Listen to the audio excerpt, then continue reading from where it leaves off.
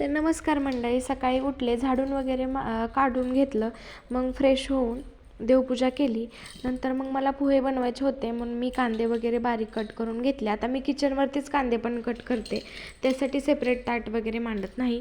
मग नंतर कांदे कट करून घेतले अशा प्रकारे.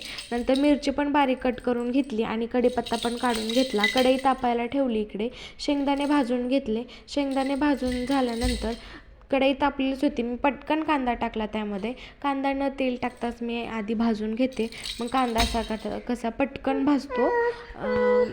आणि नंतर सॉरी आवाज थोडासा बाहेरचा येतोय.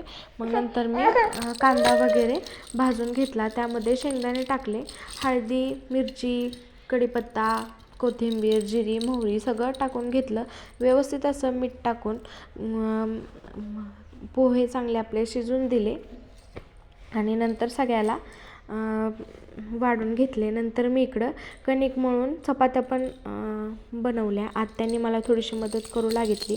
नंतर भाजी पण बनवली. चला भेटूया नेक्स्ट व्हिडिओमध्ये, तोपर्यंत बाय.